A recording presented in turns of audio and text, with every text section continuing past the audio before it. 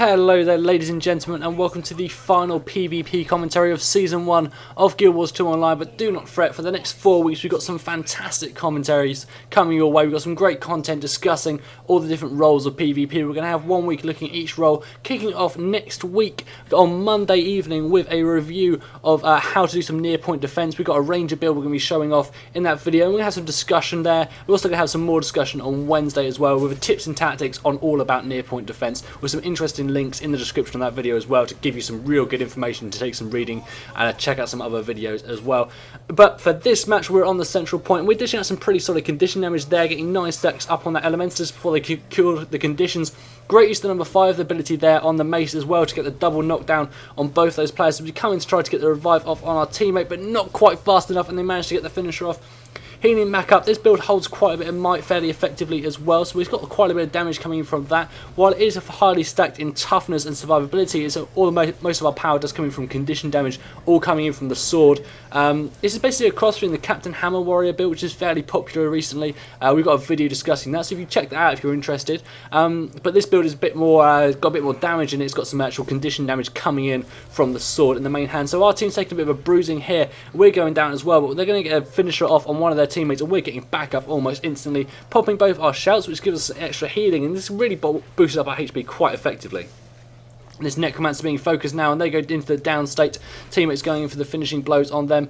We've got one player there as well who's nearly down. This Engineer going to try to finish them off. I'm missing on the burst skill there. It was very unfortunate, not really waiting. Should have held back on that a little bit. Holding back on the burst skill there on the hammer though, that was very close, could have nearly triggered that then, which would have been unfortunate as that player was immune to any conditions. Looks like we're going to make a cap over the quarry. The blue team have managed to organise and cap 2 points, the 2 outside points, to hold both of those for a while so far. They are a proper squad. This is Evil squad I'm up against here. This is just a pug team we're playing with, but it was a fairly good match really, considering it was an organised squad against just a pug team. And that's an interesting thing as well. There is a warrior trait you can take that causes immobilization for a second on Cripple. Cripples are all over the place with warrior builds, and you can really dish out some really effective CC using that ability just to interrupt them, just slow them down. It just stops people in their tracks, which just gets irritating. It just puts pressure on players. Coming over to the quarry now, there's this Mesmet and Guardian 1v1ing. We're just helping them push it a little bit further and bring this player down. Should really be just leaving at this point. We're hanging out a little bit too long there. Should really be moving on, heading back towards the centre. There we go, heading off towards the middle point. This build is kind of an interesting one. It's designed as sort of a roaming build that applies pressure rather than damage. While it is able to turn up at a fight and finish it fairly effectively with the burst skill on the sword, dishing out quite a bit of condition damage, it's also able to apply really good sustained pressure in team fights with the hammer and mace in the offhand. This has some solid damage there. That Necromancer is losing most of his Death Shroud abilities, taking most of the HP on that. We're getting knocked down there, we're getting heavily CC'd, and this is the beauty of a team like this who are able to really dish out that CC and control a player. And even though this build is really built for it, we don't really have much balanced stance or anything like that to remove, give us any stability to remove these sort of conditions that are CCing us pretty heavily. You can see regularly getting fear bombed twice there, pushed back. They've really got some good shouts going on within their team, really good, well organised at the moment. They're racking up a pretty solid score against us as well, not managing to really get much control over the map as it stands. And you can see there, just all these players just getting knocked about all over the place. Teammates coming in for the revive. Those are a good play there, even though this is a pug team, like I said. And blue players dropping left and right at the moment. Looks like we're going to get a finisher off on at least one of them. The other one doesn't look like they might be able to get a revive, possibly. We're going to see what happens in that encounter. Coming in with the CC, trying to knock down that player and getting extra kills all over the place, left, right and centre. Looks like the red team might now finally take control of the graveyard, but we're well into this match now. We're 4 minutes in, and they're only just taking control at that point. A massive score differential at the moment as we come over to the quarry to try to secure that point.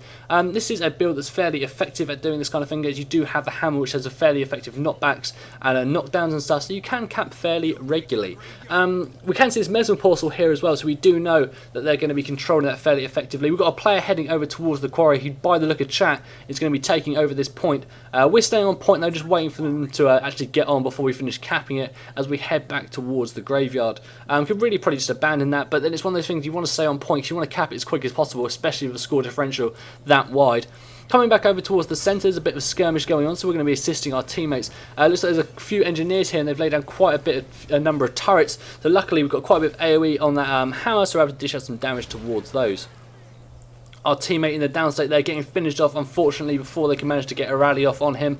We're getting fear bomb there once again. The amount of CC coming in from Evil Squad is really effective. You can see us there getting knocked all over the place. They've got a number of bombs up there. They've got that double engineer combo, which is really effective at just laying down a hard CCs on a regular basis. We're really the only CC build within our team. We've got a couple Guardians in there, which are helpful, but they're not really providing any knockbacks or knockdowns. No real interrupts coming in from them at all. Got some good bursts coming in from our warrior there, though. Jumped in with a 100 blades combo, dishing out some pretty solid spike damage. HP's dropping off pretty fast now, but our heal's nearly back up.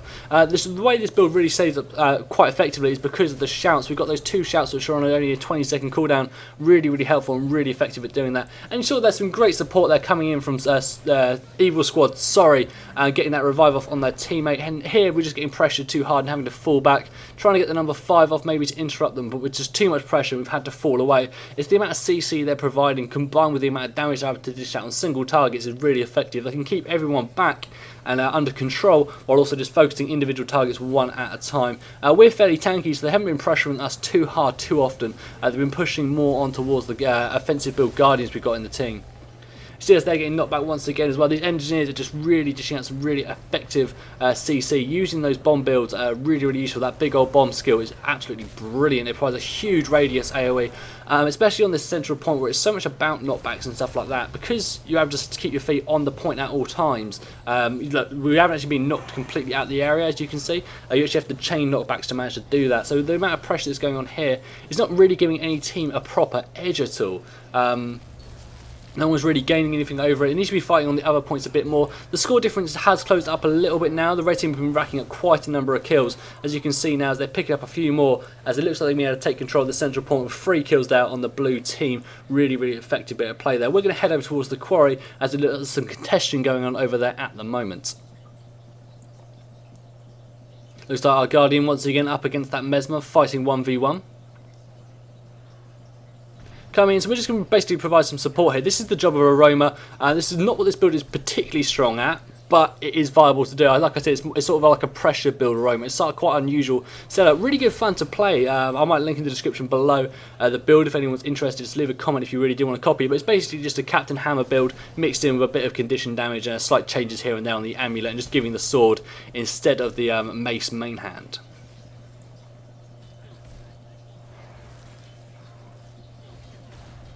See this skirmish, this Mesmer's taking some pretty solid damage. This is the one big problem is we are contained over here for quite a while. It's not really able to get him moving around the map. We've got 20 stacks of bleeds up on him there though, and he goes down. We're staying for the finisher now, which is a bit of a shame. We should really be going straight back to mid, as you can see from the chat being shouted out at us, and we do just leave there and just head off out. But yeah, you do have to be moving as fast as possible, especially with a build like this, which isn't too powerful at getting those finishers on. Getting back over towards the central point, looks like the blue team have started dominating again. They've got 4 players on point at the moment. We're coming in with a knockdown there, and then the knockback there on the number 4, trying to get the revive off on our teammate, but we're going to get spiked really heavily. CC, push back, no stability boons. We're going to get brought down if we cannot tank this for very long. We're getting some more CC. You can see us there trying to move out of the way of that knockback. The knockback gets us though on the big old bomb. Those big old bombs are playing a huge part in this blue team setup. They're really, really effective. Those 2 engineers are doing a brilliant job of keeping the red team down and out of action. Blue player coming in there, trying to get the finisher off on us. We don't seem to be getting much support over here at the moment. We're going to use our revive skill there. This is vengeance on our down skill. So we are up, but for a few seconds only. It's not going to give us a massive amount of advantage. We're not really going to be using it enough at the moment. We need to really ditch out some high damage. We need to pick up some kills if we've got any chance of getting a full revive. It doesn't look like we're going to get that in time, and we go down. Luckily though, that we were dictating when we died there, as you noticed, we only had 1-2 seconds of actually being out of the game before we were respawning already. It was only a couple of seconds. Respawn time is something really important in Guild Wars 2, something you really need to learn and understand about. They kick in at 18, 38 and 58, so that's when the respawn is going to happen. So you want to dictate when you're going to die as much as possible and get it as close to that time as possible, but do not land actually on the second, as that then kicks in to the next timer. Looks like we were suffering a little bit of lag there as well, which I do remember from this game. There was some problems with the networking at the time. I'm not quite sure what was going on. And again, a big old bomb there knocking us back. We're getting hit by some pretty heavy CC from that engineer. We've got immobilised then as well, and they're really bursting us down, trying to get off our elite skill, trying to burn our heal. All going down, too much CC, interrupting our heal, no chance, we're going to go down. Really good teamwork there from the blue team, as they now managed to cap all 3 points. Red team are lacking. You can see in chat now they are discussing talking about going for the boss, which is far too little too late. There's not going to be enough time to actually bring that down before the blue team win. It's something really important to bear in mind. You need to be able to do the maths very quickly. If they got 3 points captured, that's 150 points in 30 seconds. They don't even have that many points to get to the lead, but if they got all 3 points captured and you're going for their boss, it's pointless unless you can kill it in under 30 seconds and get back out on the field and neutralise those points. So it's no point at all, and we're coming back up onto the central point, but it looks like the blue team are going to take the victory. I can't work out whether any of the reds did head towards the enemy team's base, but that was a bad play if they did. Like I said, it's only a pug match, not a proper actual organised team, but this blue team did fantastically well. That was Evil Squad on the blue team, and they did really, really effective. The CC was brilliant from those two engineers. Really good game in general. That's the end of this video, but I hope you do check out all of our up-and-coming shows for the next 4 weeks as we come to the end of Season 1. We're going to be entering Season 2 in the new year, very, very early on, probably around the 1st or 2nd. We're going to be kicking off Season 2. We're having some new shows, some really exciting content coming out. We're going to revamp some of the current shows and mix them up a little bit. But yeah, it's going to be really, really good. So don't forget to subscribe to the channel for the end of Season 1. We've got a few more episodes, and then when we start Season 2 in the new year, some really great content coming out for you, so keep an eye out for all of that. Thank you all very much.